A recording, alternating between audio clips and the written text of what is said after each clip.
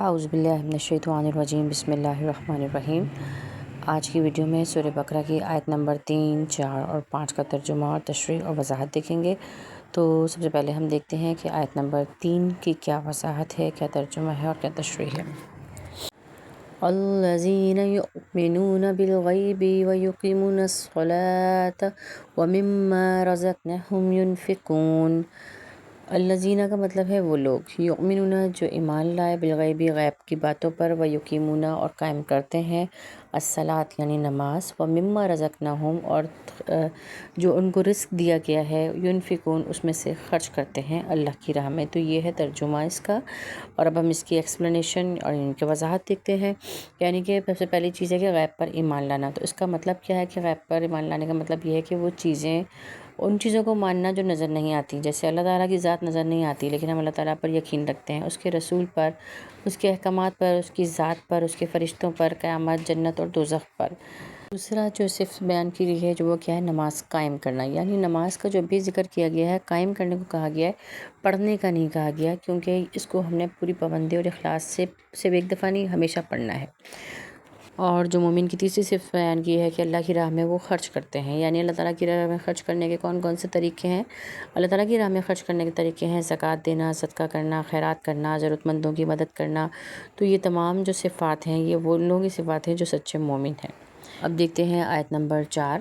والذین یؤمنون بما انزل الیک وما انزل من قبلک وبالآخرۃ ھم یوقنون۔ والذین اور وہ لوگ، یؤمنون جو ایمان لائے، بما انزل اس کتاب پر بھی جو ہم نے نازل کی، اور وما انزل من قبلک اور جو اس سے پہلے کتابیں نازل ہوئی ہیں ان پر بھی ایمان لائے، وبالآخرۃ اور آخرت پر ایمان لائے، اور ہم یوقنون اور وہ آخرت پر یقین رکھتے ہیں۔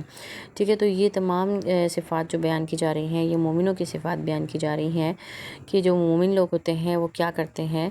صرف مسلمان جو ہے وہ قرآن پر ہی نہیں ایمان لاتا بلکہ پچھلی آسمانی کتابوں، تورات، زبور، انجیل وغیرہ پر بھی ایمان لاتا ہے، یعنی تمام الہامی کتابوں پر، آخرت پر کامل یقین رکھتا ہے۔ مومن کی سب سے بڑی صفت ہے، کیونکہ یہی ایمان انسان کو نیک عمل کرنے پر اکساتا ہے، نیک عمل کرنے پر قائم رکھتا ہے، اور برائی سے بچنے کی انسان کو تلقین کرتا ہے، کیونکہ جب انسان آخرت پر یقین رکھتا ہے تو اس کو پتہ ہوتا ہے کہ ہم جو بھی عمل کریں گے ہمیں اللہ تعالیٰ کے سامنے اس کا جواب دہ ہونا ہے۔ تو یہ ایک کامل صفت ہے۔ ٹھیک ہے، اس کے بعد آیت نمبر 5 دیکھتے ہیں کہ اس میں کیا کہا جا رہا ہے۔ آیت نمبر 5 میں اولئک علی ھدی من ربہم واولئک ھم المفلحون۔ اب یہ بتایا جا رہا ہے کہ یہ کون لوگ ہیں؟ یہی لوگ ہیں، اولئک یہی لوگ ہیں، علی ھدی جو ہدایت پر ہیں، من ربہم اپنے رب کی طرف سے، واولئک اور یہی لوگ، ھم المفلحون فلاح پانے والے ہیں۔ مفلحون کا مطلب ہے فلاح پانے والے لوگ۔ تو اس میں بھی یہ بتایا گیا کہ اب ان کا انعام بتایا گیا ہے کہ یہ اللہ تعالیٰ کی طرف سے یہی لوگ جن کی خصوصیات ابھی اوپر بیان کی گئی ہے، یہ لوگ کون ہیں؟ یہ لوگ فلاح پانے والے ہیں اور اللہ تعالیٰ کی طرف سے ہدایت پر ہیں۔ جو لوگ غیب پر ایمان لاتے ہیں، نماز قائم کرتے ہیں، اللہ کی راہ میں خرچ کرتے ہیں، قرآن اور پچھلی کتابوں پر ایمان رکھتے ہیں، آخرت پر یقین رکھتے ہیں، وہی لوگ حقیقی ہدایت یافتہ لوگ ہیں۔ اور ان کا کیا انعام ہے، ان کی کامیابی کیا ہے؟ ان کی کامیابی یہ ہے، فلاح یہ ہے کہ دنیا اور آخرت دونوں میں کامیاب ہیں، یعنی دنیا میں بھی کامیابی ہے ان کے لیے اور آخرت میں بھی کامیابی ہے۔ اب اس کا خلاصہ دیکھ لیں آیت نمبر 2 سے 5 تک کا، کہ اللہ تعالیٰ نے قرآن کو ہدایت قرار دیا، مگر اس سے فائدہ کون لوگ اٹھاتے ہیں؟ صرف وہی لوگ اٹھاتے ہیں جو تقویٰ کرنے والے ہیں۔ اور تقویٰ کرنے والے لوگ کون سے ہوتے ہیں؟ مومن لوگ کون سے ہوتے ہیں؟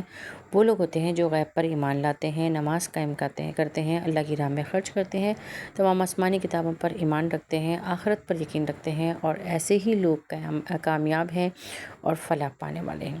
تو امید ہے کہ آپ کو سمجھ آ گیا ہوگا۔ اپنا فیڈ بیک ضرور دیجیے گا۔ بہت شکریہ، جزاک اللہ۔